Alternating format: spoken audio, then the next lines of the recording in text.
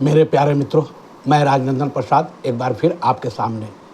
मित्रों, मैं पिछले कई दिनों से माननीय उच्च न्यायालय का जो आदेश हुआ था उस संदर्भ में मैंने पारा दर पारा आपको समझाने का प्रयास किया।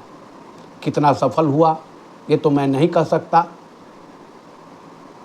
लेकिन इतना ज़रूर कहूँगा कि बहुत सारे मित्रों ने मुझे लिख करके मेरा हौसला बढ़ाया, तो लगता है कुछ हद तक मैं शायद सफल हो पाया हूँ।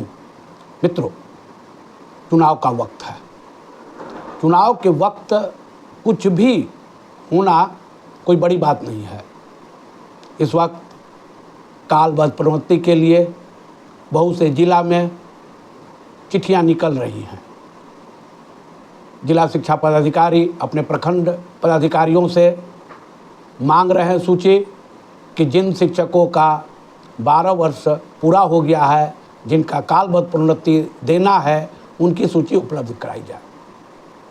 मित्रों, ये बहुत अच्छी बात है, सुनने में भी अच्छा लगता है, लेकिन चुनाव के वक्त और माननीय उच्च न्यायालय का आदेश, शिक्षक संगठनों का एकजुट होना, ये सब अपनी जगह पर कुछ न कुछ बातें कह रहा है। मित्रों, माननीय उच्च न्यायालय ने अपने कई पारा में साफ साफ शब्दों में लिखा। जैसे एक पारा मैं आपको बता रहा हूँ, विभिन्न संवर्गों में से प्रत्येक के लिए पदोन्नति के रास्ते सुनिश्चित करने के लिए उचित अनुपात बनाने का निर्देश भी जारी करें। दूसरे पारा में उसी तरह से नियोजित शिक्षकों के वेतनमान को बिना किसी अतिरिक्त परीक्षण योग्यता के सभ्य पारिश्रमिक प्राप्त करने के लिए बढ़ाया जाना चाहिए।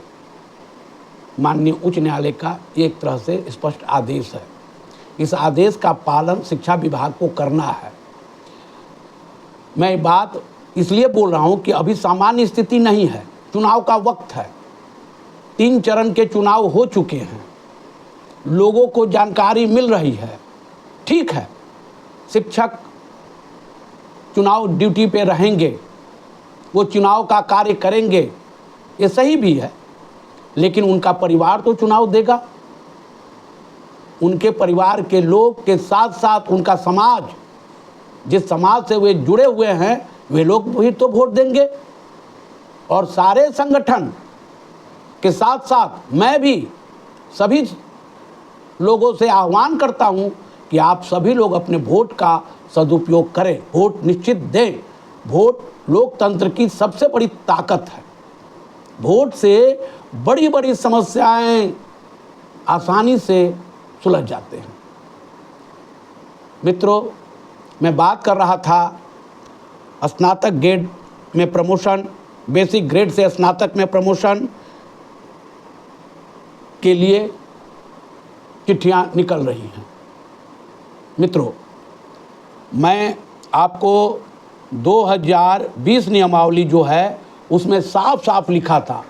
देखिए, नियोजित शिक्षक आज भले ही वो 2006, 7, 8, 10, 12, 14, 15 नियमावली से उनकी नियुक्ति हुई हो, परंतु वे सब के सब पर आज नियमावली 2020 लागू है, सब पर। 2020 क्या कहता है? पंचायत प्रारंभिक शिक्षक संवर्ग के स्नातक कोटि एवं प्रधान अध्यापक के पद पर प्रोन्नति हेतु मेगा सूची का निर्माण किया जाएगा। इस हेतु पंचायत समिति स्तर पर नियुक्ति के लिए गठित समिति सक्षम प्राधिकार होगा। प्रशासनिक विभाग द्वारा प्रोन्नति से संबंधित विस्तृत दिशा निर्देश अलग से निर्गत किया जाएगा। आपका प्रशासनिक विभाग आपका चिट्ठी निर्गत करेगा, लिस्ट बनाएगा। उसी तरह से पंचायत प्रारंभिक शिक्षक संवर्ग के मूल कोटि के शिक्षक के पद पर योगदान की तिथि अथवा अनुमान्य प्रशिक्षण अर्हता प्राप्त करने की तिथि जो बाद की तिथि हो से न्यूनतम 12 वर्ष की लगातार संतोषप्रद सेवा के आधार पर अगले वेतनमान स्नातक कोटि में प्रोन्नति दी जाएगी। इस हेतु मूल्यांकन, दक्षता जांच, शिक्षक पात्रता परीक्षा उत्तीर्ण होना अनिवार्य होगा। प्रोन्नति के फलस्वरूप इस कोटि के शिक्षक अपने ही कोटि में बने रहेंगे। मित्रों, आपका प्रमोशन होगा और आप अपने ही कोटि में बने रहेंगे और उसी विद्यालय में रहेंगे। मित्रों, एक बात तो आपको भी कभी कभी तो लगता ही होगा कि पिछले 18 साल से जो शिक्षक 10 में बहाल हुए वो 18 साल थे, उसी तरह जो शिक्षक 8 में बहाल हुए, 12 में बहाल हुए, इतने दिनों की नौकरी करने के बावजूद आपका स्थानांतरण उस प्रखंड के किसी दूसरे विद्यालय में नहीं हो सका। ये तो सच है। शिक्षा विभाग कभी ये महसूस नहीं किया कि आपको किसी बगल के प्रखंड में, बगल के जिला में जो शिक्षक बाहर सुदूर हैं उनको अपने गृह जिला में भेजा जाए। कितने एसीएस आए और चले गए। वर्तमान परिस्थिति में आपके साथ जो कुछ भी हो रहा है, मैं महसूस करता हूँ कि सब असामान्य है। लेकिन एक बात और याद रखिए, अभी सेमीफाइनल मैच हो रहा है। 2024 का जो चुनाव है ये सेमीफाइनल है, 2025 का चुनाव फाइनल है। ज़्यादा कुछ नहीं, एक वोट के तो आप मालिक हैं ही। आपके परिवार में जितने लोग होंगे सभी एक एक वोट के मालिक होंगे। बस एक एक वोट दे करके अपने सम्मान की लड़ाई लड़ने की आदत डालिए। जब तक आप अपनी सम्मान की लड़ाई नहीं लड़ेंगे आप नहीं जीत पाएंगे। मित्रों, जात और धर्म से बाहर आना होगा। शिक्षकों का एक ही जाति, एक ही धर्म है, वो है शिक्षक। मित्रों, शिक्षक संगठन का रोल बहुत बड़ा है।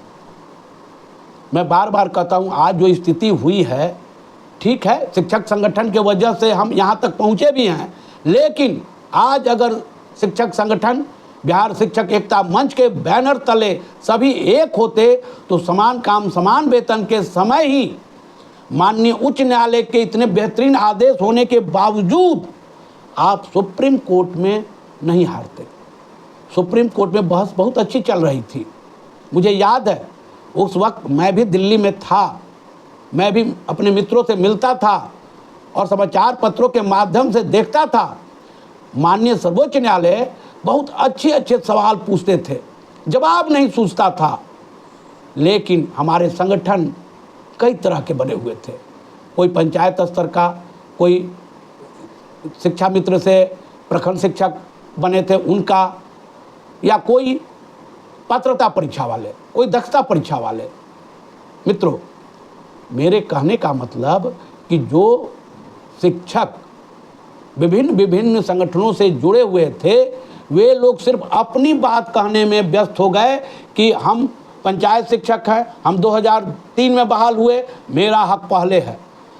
मैं प्रखंड शिक्षक हूँ, मैं दक्षता पास हूँ। दक्षता पास तो पंचायत शिक्षक भी हुए, लेकिन उनका कहना था कि मैं पंचायत में प्रखंड शिक्षक हूँ। कोई कहा कि मैं पात्रता परीक्षा पास किया हुआ हूँ, कोई टेट पास करके आया हूँ।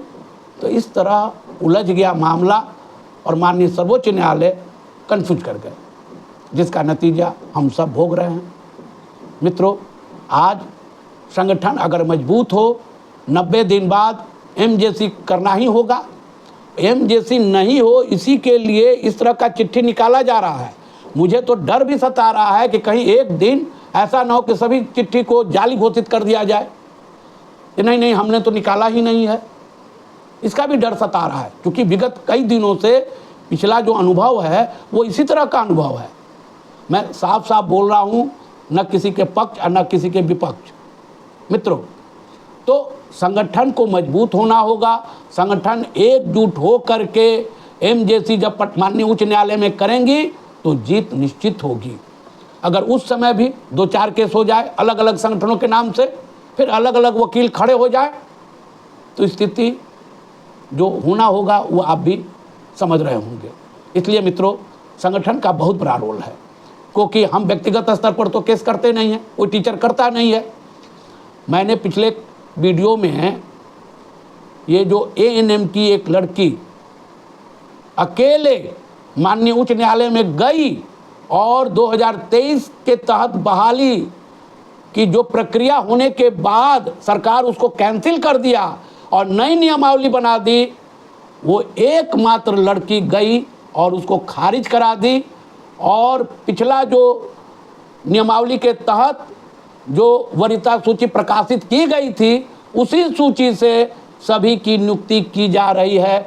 माननीय उच्च न्यायालय ने स्पष्ट शब्दों में कहा था कि खेल जब शुरू हो जाए, खेल के बीच में खेल का नियम नहीं बदला जाता। मित्रों, आप दक्षता पास है, पात्रता पास है, आपकी नौकरी 60 साल के लिए लिखित में कर दी गई है। इसके बावजूद कभी सक्षमता के नाम पर, आज सक्षमता दे दिए, कल कोई और एसीएस आएंगे, वो कहेंगे कि एक और परीक्षा दीजिए, तब क्या कीजिएगा आप? ऐसा होगा नहीं होगा मैं नहीं बोल रहा हूँ, लेकिन ये कहीं ना कहीं तो रोकना ही होगा ना। है? जिन लोगों की नौकरी 4 साल 5 साल 6 साल है, जो अब अपने उम्र के भी ढलान में हैं और नौकरी के भी ढलान में हैं, वे क्या परीक्षा देंगे? जो आदमी 90 में 88-90 में पास किया हो, उसकी नौकरी हुई हो, वो अब 1 से 5 वर्ग में या 1 से 8 वर्ग तक की पढ़ाई बच्चों को पढ़ा रहे हैं, वे क्या अपने सब्जेक्ट का ज्ञान रख पाएंगे? शिक्षा विभाग को भी सोचना चाहिए। कहने के लिए तो ये नहीं कहना चाहता, आज जो लोग बड़े बड़े पदों पर आसीन हैं, क्या वे लोग को अगर वो परीक्षा दिलाया जाए जिस परीक्षा को पास करके वे लोग आए हैं, क्या वे दोबारा पास करेंगे? है संभव? है? कितना गणित, फिजिक्स, केमिस्ट्री, मैथ, बायोलॉजी का पेपर कितना याद होगा? अरे वे तो अब जो काम कर रहे हैं पिछले कई वर्षों से, उसके वो निपुण हो गए, उसके वो मास्टर हो गए। इसलिए मित्रों, घबराने की ज़रूरत नहीं है। बहुत सारे बातें आएंगी जाएंगी। आप भगवान पर भरोसा रखिए, अपने काम पर भरोसा रखिए मित्रों। और मैं यही कहना चाहूँगा कि घबराने की कोई ज़रूरत नहीं है। समय के साथ बड़ा से बड़ा घाव ठीक हो जाता है। इसलिए ये चुनाव का वक्त है, इसको भी याद रखिए। और मित्रों, जो मैं कई बार कह भी चुका हूँ, इस बार फिर कह रहा हूँ कि आप वोट अवश्य करें। वोट करने से भी बहुत सी समस्या का समाधान स्वतः हो जाता है। लोग जान जाते हैं कि अरे इसका मूड ये है, चलो भाई इसी के मूड के अनुसार चलो, क्योंकि अभी तो सेमीफाइनल है, फाइनल भी तो होगा। मित्रों, आपका सहयोग मुझे मिल रहा है, मैं जान रहा हूँ। मैं धन्यवाद देता हूँ आपको। मैं एक बार ज़रूर कहूँगा कि मेरे चैनल को आप शेयर कीजिए, सब्सक्राइब कीजिए, लाइक कीजिए, बेल बटन दबाइए और अंत तक मेरे वीडियो को ज़रूर देखिए। धन्यवाद, बहुत बहुत धन्यवाद। जय हिंद।